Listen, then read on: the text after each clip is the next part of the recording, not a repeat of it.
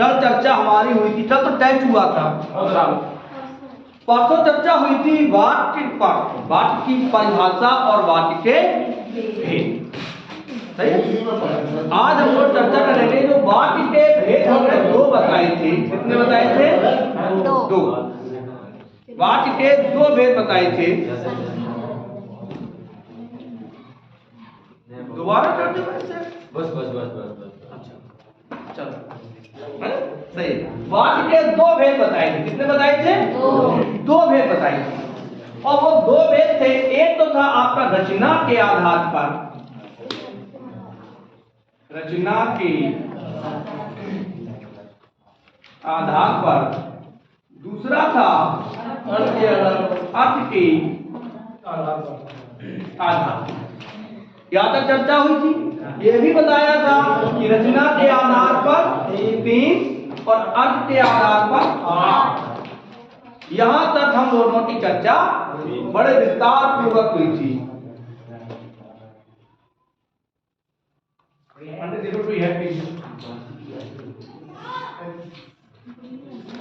हाँ, रचना के आधार पर 3 और अर्थ के आधार पर 8। आज हम लोग चलेंगे रचना के आधार पर वाक्य के भेद। चलो, हाँ है डाल लीजिए, रचना के आधार पर वाक्य के भेद।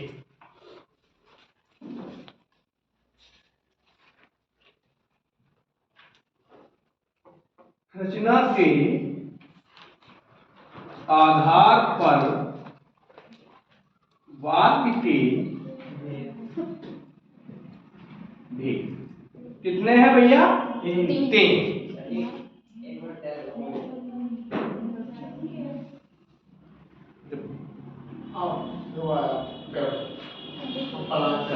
कोई बात नहीं। रचना के आधार पर वाक्य के 3 भेद होते हैं। पहला होता है आपका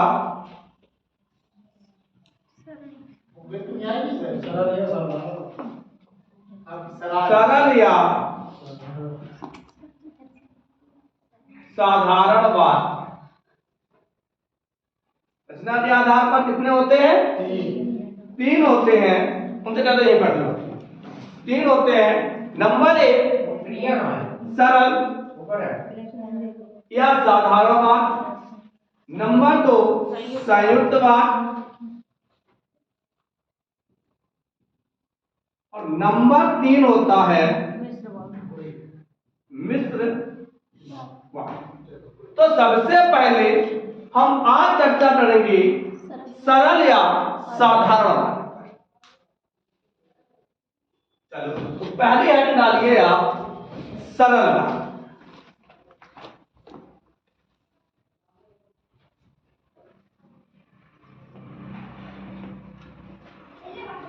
सरल वाक्य किसे कहते हैं? इसकी जो व्याकरण परिभाषा है वो है जिस वाक्य में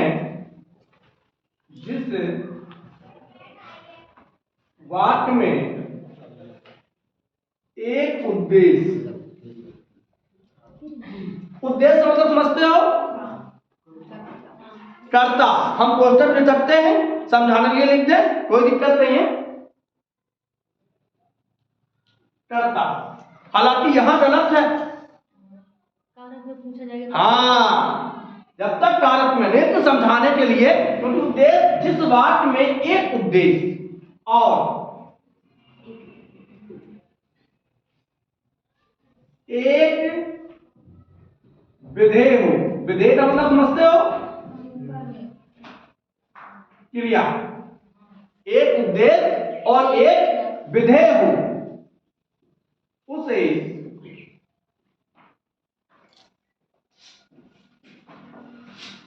सरल या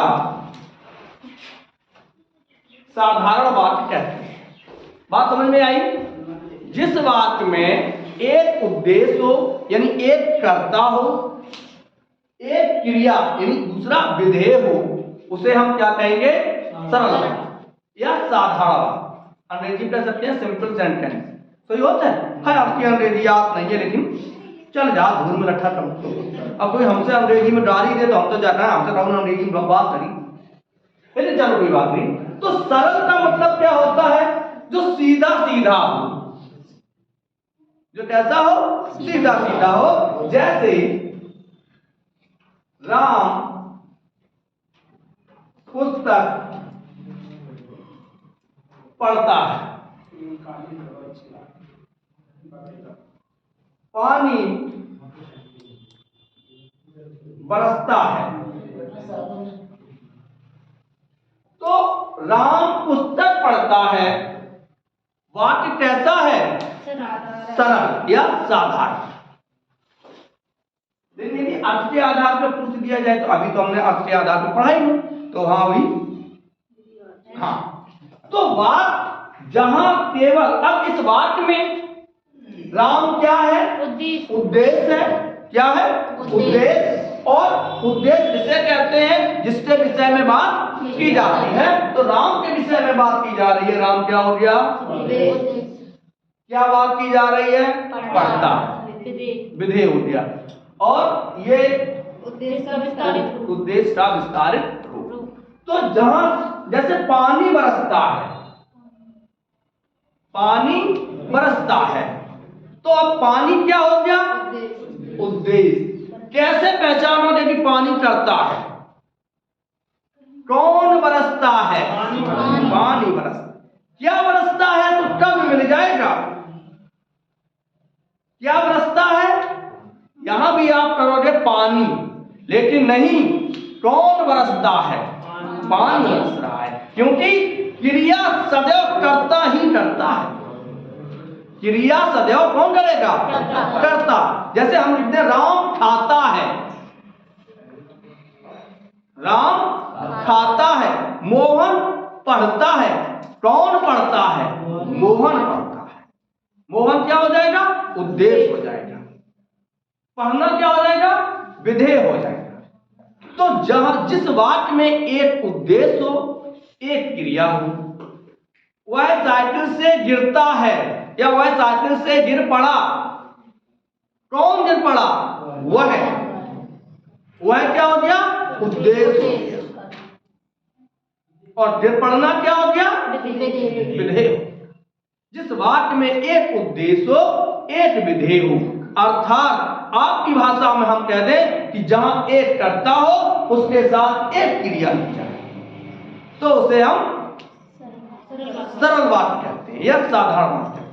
जैसे प्रश्न और लिखते हैं,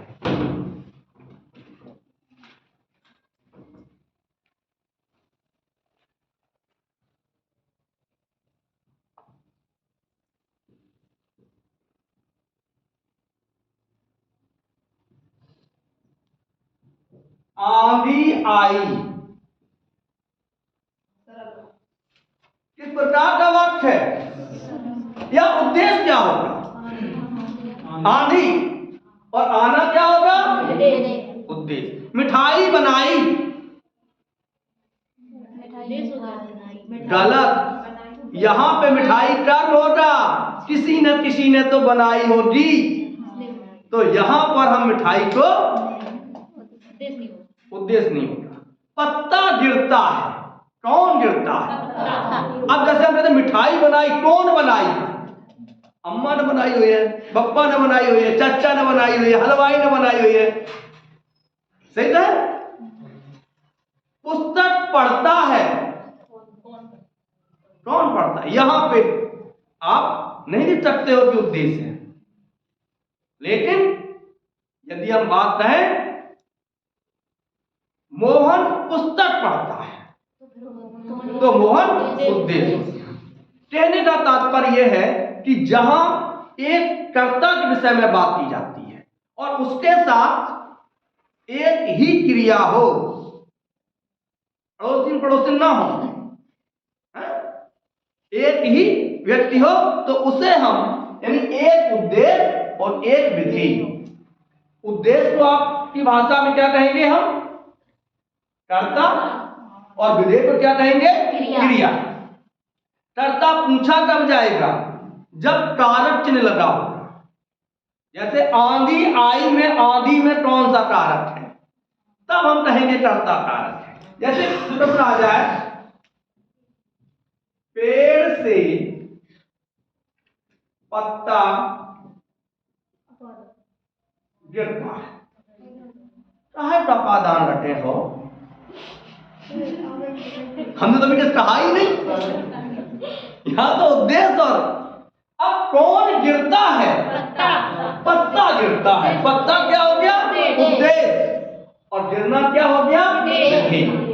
अब प्रश्न पूछा जाएगा इसी बात में कि जब पत्ता गिरता है बात में पेड़ से या रेखांकित बात में कौन सा कारक है? तो हम लिखेंगे अपादान कारक। रेखांकित बात में कौन सा कारक है? हम कहेंगे कर्ता कारक है। कौन गिरता है? पत्ता गिरता। अब ये मत कह देना क्या गिरता है, कर्म नहीं बनेगा। क्यों कर्म नहीं बनेगा? कि कर्ता हमेशा क्रिया करता है। जैसे मैंने कहा मोहन पुस्तक पढ़ता है। कौन पढ़ता है? मोहन। तो मोहन करता हो गया, उद्देश्य हो गया, और पढ़ता क्या है? विधेय यानी क्रिया। हमेशा जो क्रिया करने के लिए बात में स्वतंत्र हो उसे हम कर्ता कहते हैं। कर्ता क्या कहते हैं? कर्ता। और उस कर्ता को हम सरल वाक्य की भाषा में विधेय नहीं सॉरी उद्देश्य कहते हैं, और क्रिया को हम विधेय कहते हैं। वाक्य की भाषा में, वाक्य की भाषा में क्या कहेंगे? उद्देश्य और विधेय। आगे बढ़ते हैं। दूसरा वाक्य आता है हमारा संयुक्त वाक्य।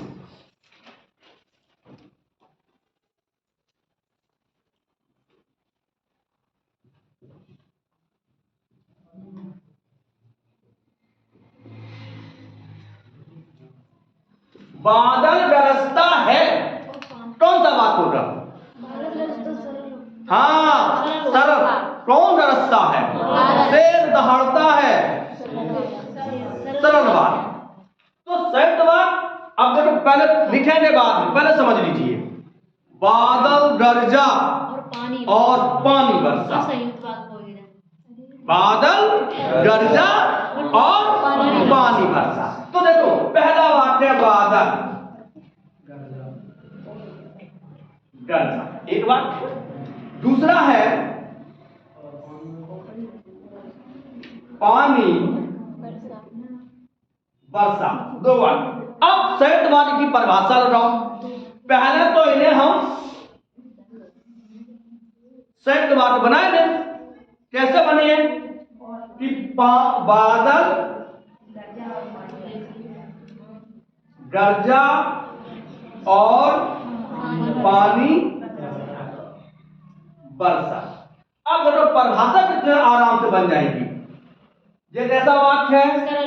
नीचे वाला कैसा है? दोनों सरल है। जब दो सरल वाक्य किसी समुच्चय बोधक अव्यय से जुड़े होते हैं तो संयुक्त कहलाते हैं। कोई दिक्कत? कि जब दो या दो से अधिक और कह दें, तीसरा कर दे बादल गरजा पानी वर्षा ओले पड़े, ओले पड़े, बादल गरजा और पानी वर्षा तथा ओले पड़े। अब आंधी नहीं आई, कोई बात नहीं, नाम दो, काहे को छप्पा गिरा लियो। आंधी आई, काहे जरूरी आंधी आई। तो क्या है? बादल गरजा पानी वर्षा ओले पड़े। परिभाषा हो जाएगी कि जब दो या दो से अधिक, जब दो या दो से अधिक सरल वाक्य किसी समुच्चय बोधक अव्यय से जुड़े होते हैं तो वो संयुक्त वाक्य कहलाते हैं। जैसे आप बफर सिस्टम में गए, खाने और फूक। अब आदमी बफर सिस्टम में तो चरण जात करे, खान तो जात नहीं है। हाँ, रियल बात है। जहां से वो प्लेट उठे वहीं से सराब था, वो जैसे जानवर चरत करे वहीं से हो जाएंगे। तो उसे हम क्या कहेंगे? संयुक्त वाक्य। अरे लग सकता है। अब आप देखिए, बादल गरजा और पानी वर्षा तथा ओले पड़े, तो इन्हें हम कहेंगे संयुक्त वाक्य। धन्यवाद आपको, भगवान तुम्हारा भला करे, पढ़ लिख के अच्छे लड़के बन जाओ। पढ़े नहीं तो ब्याह कहाँ से हुई है? आजकल की बिटिया की चिंता नेटू नहीं है। परसों की बात बताई, जयमाला सिस्टम पे बिटिया ने 2 पहाड़ों पूछ दो लड़का से, कसम से, और लड़का को 2 पहाड़ों नहीं आओ, रात भर पंचायत रही, सवेरे बिना दुल्हन के बारात वापस गए। हाँ चलो फिर सुन लो, जब 2 या 2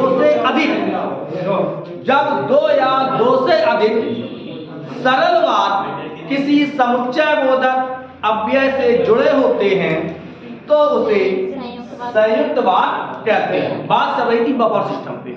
आप गए, खाए के आएंगे, घर वाले पूछिए क्या खाओ, रसगुल्ला खाए, कोमा चाउमीन खाए और पानी के बतासा खाए, तो कोमा भी अव्यय है और भी अव्यय है।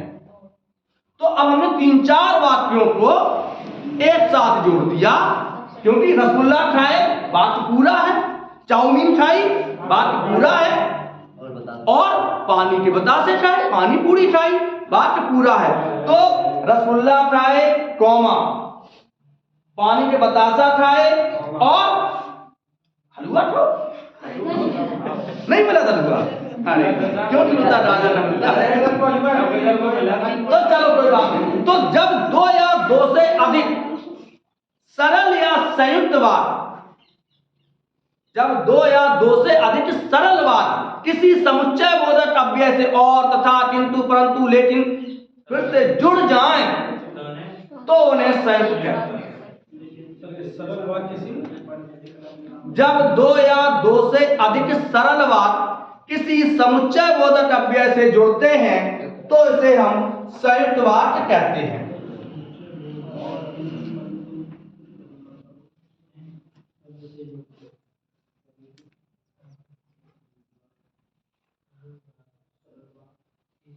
अब इनकी पहचान क्या हुई है? समझ लो चाय गरम। इनकी पहचान क्या हुई है? समझो, संयुक्त वाक्य की पहचान।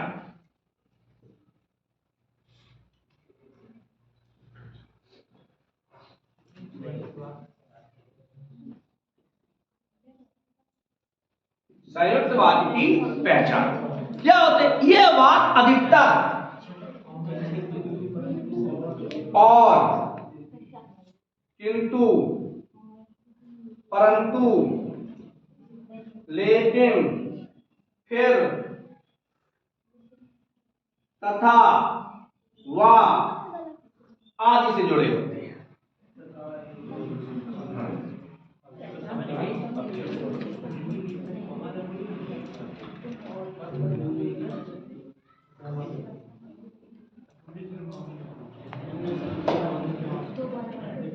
सही है? सही समझ में आ गया? जैसे आपने घर पे कहते हुए सुना होगा मम्मी को, पापा को, पड़ोसी को, आप पढ़ने जाते हो, पड़ोसी, अरे वो तो सवेरे है चलो जा और संजा के लौटत। सवेरे चलो जा, शुद्ध टर्मिनोलॉजी, वो तो सवेरे चलो जा और संजा के लौटत, यानी वह सुबह जाता है और शाम को लौटता है। 2 सरल बात एक साथ जोड़ दिए गए। हम अजीतमल तक गए थे और मित्र को फोन आएगा तो अरसू चले गए। हम अजीतमल तक गए थे और मित्र को फोन आओ, मित्र का फोन आना तो अरसू चले गए।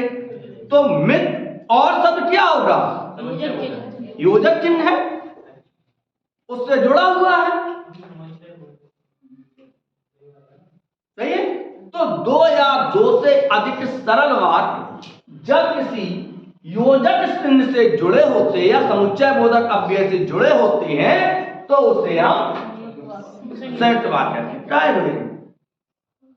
अच्छा मोहिया चलो अब चलते हैं संयुक्त वाक्य। सही नहीं? नहीं हो गई, भूख लगी। तीसरा है अरे मिश्र वाक्य कह लो या मिश्रित कह लो, ऐसो मिश्रित वाक्य क्या होता है? अब सुनो, बहुत सरल भाषा में, जिस वाक्य में अपनी भाषा बता दें, वैसे व्याकरण भाषा में पहले बताएं। पहले किस भाषा में बताएं? व्याकरण भाषा। तो व्याकरण भाषा में बताएंगे जब एक उपवाक्य एक मुख्य उपवाक्य पर कोई अन्य उपवाक्य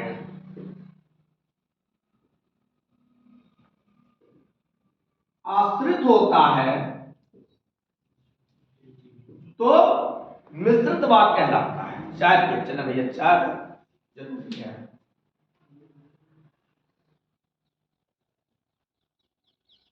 समझ में आया कि जब एक उपवाक्य पर कोई अन्य उपवाक्य आश्रित होता है, मतलब एक वाक्य से दूसरे वाक्य का पूरा अर्थ जब निकलेगा, जब एक साथ मिले।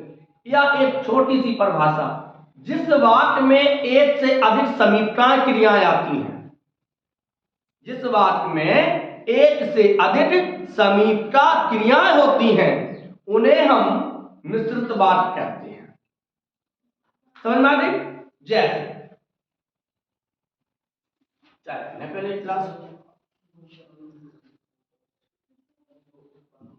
फिर परिभाषा दें। जब कोई, जिस वाक्य में एक से अधिक समीपकाय क्रियाएं होती हैं, उसे हम मिश्र वाक्य कहते हैं। समझ लेते हैं इसकी पहचान क्या है। पहले पहचान बताते हैं मिश्र वाक्य की पहचान। मिश्र वाक्य की क्या पहचान होती है?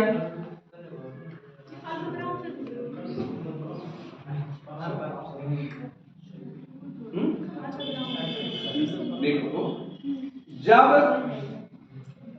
दो उपवाक्य, धीरे धीरे लिखिए तो लेकिन अच्छो आएगी। सही बात है, अम्मा तो सब अच्छो लग रहा हो।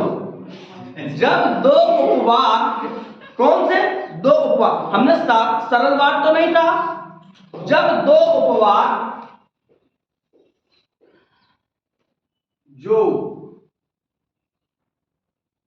कि कॉमा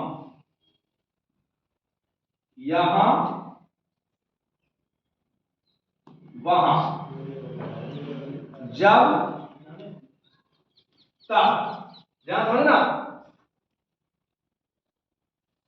यद्यपि तथापि,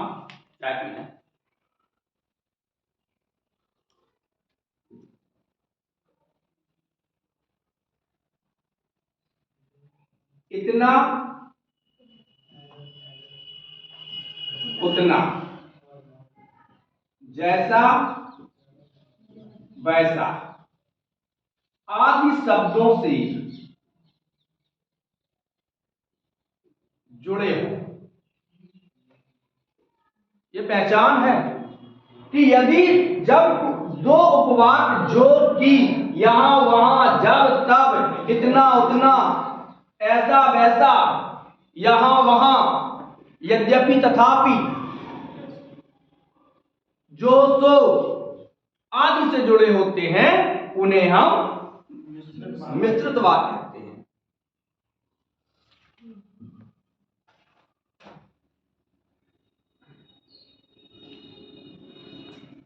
समझ में आया?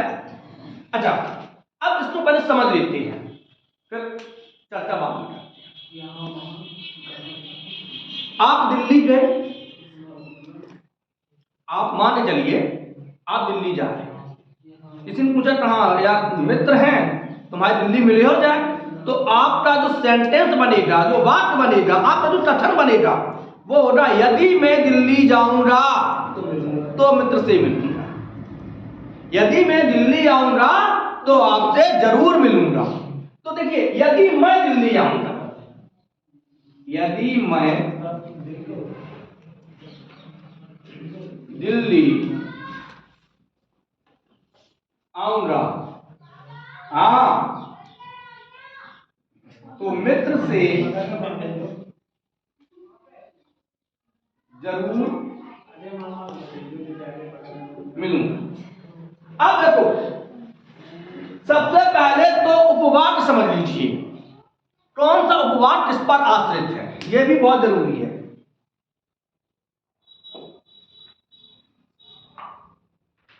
यदि मैं दिल्ली आऊंगा, ये प्रधान है।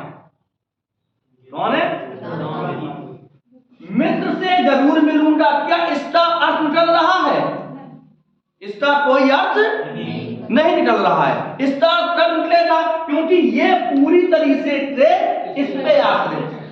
मित्र से कब मिलोगे? जरूर जब दिल्ली जाओगे। मित्र से कब मिलोगे? जब, तो तब का जब। यदि मैं दिल्ली जाऊंगा तो मित्र से मिलूंगा। यदि मैं दिल्ली जाऊंगा तो मित्र से मिलूंगा। यदि इससे जुड़ा है तो से। जैसो बारी हो वैसो पाए हो, तो जैसो से। और देख लेते हैं, अभी समझ में नहीं आया और आए।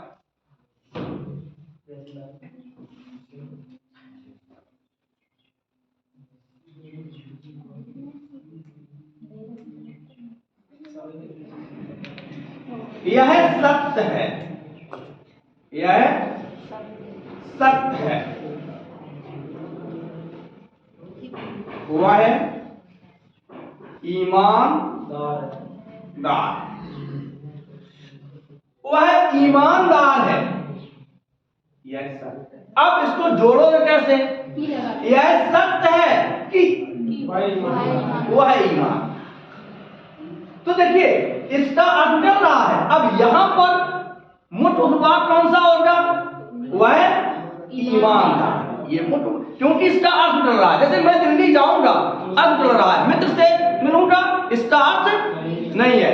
इसी प्रकार वह ईमानदार है, पूरा वाक्य है, लेकिन यह सत्य है, ये उपवाद, आश्रित उपवाद हो गया।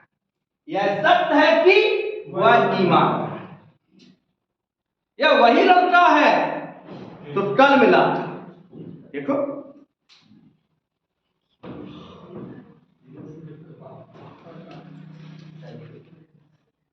यह वही लड़का है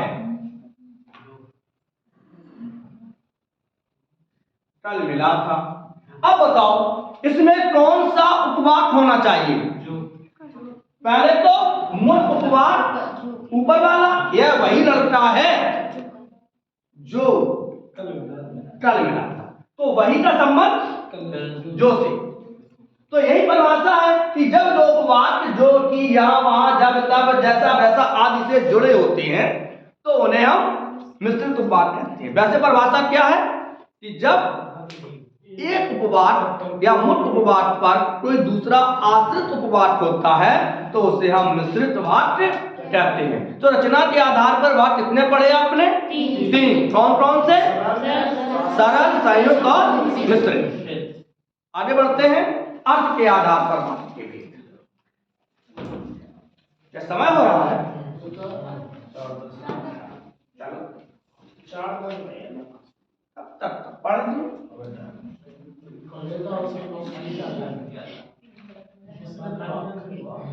अर्थ के आधार पर वाक्य के भेद थोड़ा थोड़ा सा बताई दे रहे हैं, जल्दी याद हो जाएगा। पहला है सामान्य कथनात्मक कोष्टक में विधिवाचक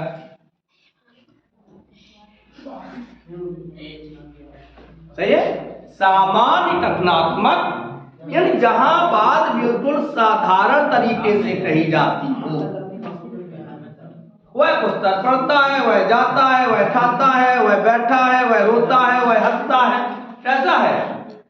सामान्य रचनात्मक है। वह डर जाता है, वह डर।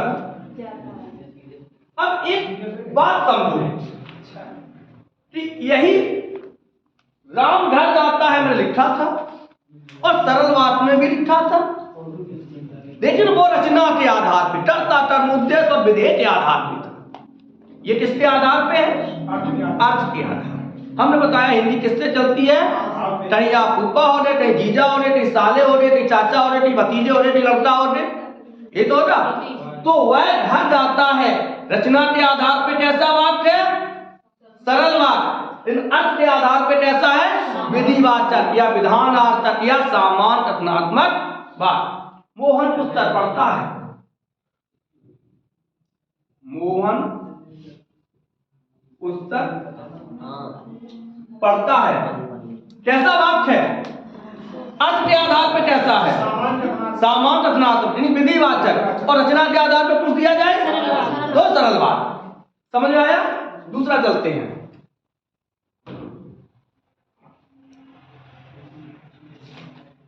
निषेधात्मक।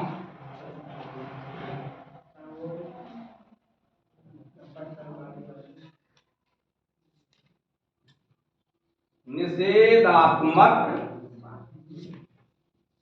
वाक्य। अच्छा, निषेध का मतलब क्या होता है? मना करना। निषेध का मतलब मना करना। देखिए एक चीज और समझ लीजिए जो बहुत छोटे से, नकारात्मक और निषेधात्मक में अंतर है। हालांकि हो सकता है कहीं कहीं एक हो। मेरे मानने से नकारात्मक और निषेधात्मक में अंतर है। मैं वहां नहीं जाऊंगा, तुम नहीं जाओगे, ये निषेधात्मक है।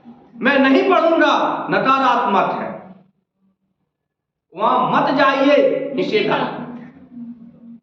तो जहां किसी कार्य को करने का निषेध हो, हम लोग जब दूसरे के यहां जाते हैं तो चीजें पढ़ उठा लेते किताब,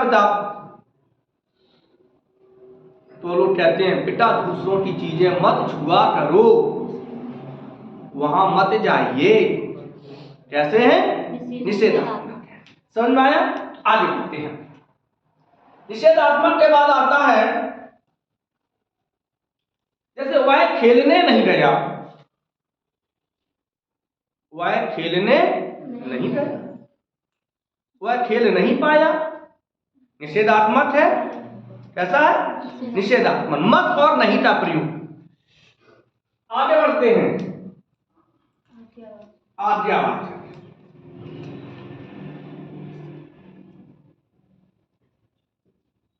आज्ञावाचक ऐसे वाक्य जहां किसी आज्ञा का बोध हो, जहां किसी आज्ञा का बोध हो। आप जाइए, हम कहते हैं यू आर कमिंग, आप आ सकते हो। नहीं, मैं आई कमिंग होता है, मैं आई कमिंग, ये तो कहते हो। तो हम लोग वहां क्या करते हैं? हम किसी से आज्ञा मानते हैं। आप अंदर आइए, कैसा है? नहीं है, अनुमतिवाचक है, अनुमति बोधक है। बैठ जाओ, ये है निषेध। आज्ञा। बैठो, पढ़ो, जाओ, ये कैसे है? आज्ञावाचक। आप अंदर आइए, आप जा सकते हो, कैसे? आज्ञावाचक। अगला आता है इच्छावाचक।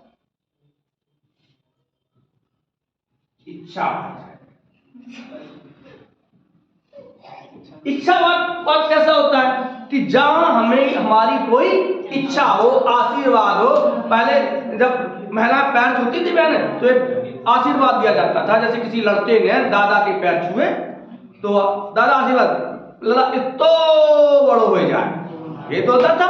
ये उसका इच्छावाचक है। दूधो नहो पूतो फलो, इच्छावाचक है। भगवान तुम्हारा भला करे, इच्छावाचक है। तुम रसगुल्ले खाओगे, इच्छावाचक नहीं है। मैं रसगुल्ला खाना चाहता हूँ, ये इच्छावाचक है। मैं आपको 2-2 डंडे मारना चाहता हूँ, ये इच्छावाचक है। लेकिन मारूंगा नहीं। तो इच्छावाचक समझ में आया? जहां किसी अनुमति, आशीर्वाद आदि का बोध हो। इच्छावाचक के बाद प्रश्नवाचक। प्रश्नवाचक जहां किसी प्रश्न का बोध हो। आप कब जाओगे? ठेले के पीछे लिखा होता टक के, घर कब आओगे? तुम कहां गए थे? तुम कहां गए थे? तो कहां कैसा शब्द है? कुछ बात ऐसे होते हैं जिनमें प्रश्नवाचक शब्द नहीं होते हैं, फिर भी वो प्रश्नवाचक बात कहलाते हैं। आप जाओगे, जवाब दीजिए हाँ या ना। आप पढ़ोगे, हाँ या ना। ये तो होता है, बोले ना है। तुम भी खेले थे, प्रश्न है। अरे तुम भी खेले थे? नहीं। आप दिल्ली गए थे? इनमें क्या है? ये सभी वाक्य में प्रश्नवाचक चिन्ह लगेगा, क्योंकि इसके उत्तर में हमें हाँ या ना मिलता है। समझ में आ रहा है? तो कुछ वाक्य ऐसे भी होते हैं जो प्रश्नवाचक ना होते हुए भी प्रश्नवाचक की तरह होते हैं। इधर लिखते हैं, चलो। 5, 6 संकेतवाचक।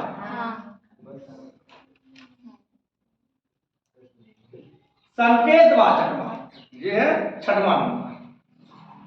संकेत ऐसे वाक्य जिनमें कोई शब्द छिपी होती है।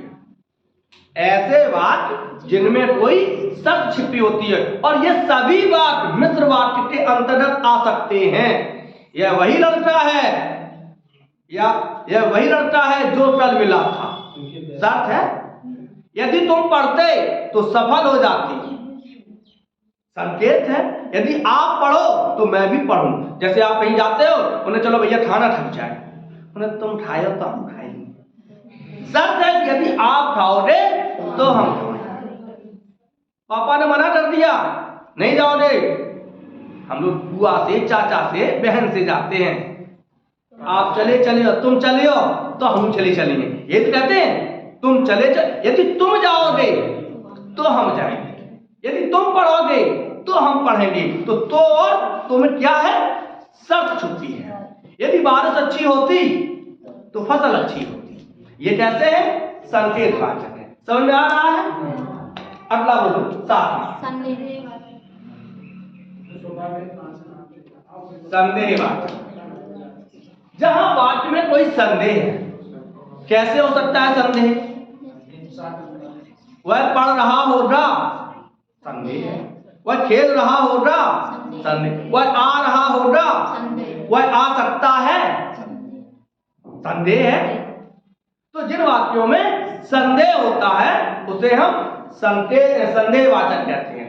अगला है 8वां विस्मयवाचक। बहुत जल्दी ये पढ़ा दिए।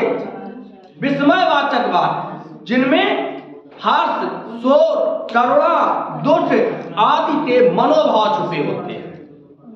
हाय राम, अरे दैया, ये कैसे हैं? विस्मयवाचक है। राम राम राम, छी छी छी छी, हट हट, ये कैसे है?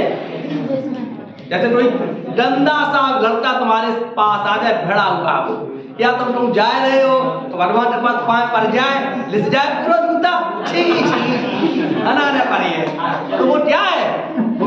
आप जा रहे हो, कोई पिल्ला या कोई कुछ भी एक जानवर किसी ट्रक के नीचे आ जाए, पिछले जाए, आंखड़ियां बिछड़ जाए, ऐ राम राम राम, तो ये क्या है? ये हमारा विस्मय। जैसे किसी ने कहा ऐसा काम हो गया, अरे कोई बहुत अच्छी बात हो गई, वाह मजा आ गया, तो ये क्या है? ये विस्मय। ऐसे बात जिनमें हास्य, शोक, वाह वाह क्या मौसम है, तो ये क्या है? विस्मय। तो आज आपने पढ़े वाक्य के 2 भेद, कौन कौन से? रचना के आधार पर और अर्थ के आधार पर। रचना के आधार पर 3 होते हैं, सरल, मिश्र और संयुक्त। अर्थ के आधार पे 8 होते हैं, सामान्य, रचनात्मक, जिसे हम विधिवाचक कहते हैं, निषेधात्मक, आज्ञावाचक, इच्छावाचक, प्रश्नवाचक, संदेहवाचक, संदेहवाचक और विस्मयवाचक। समझ में आ गया भैया? आज के लिए इतना ही। प्रेम से बोलो राधे राधे।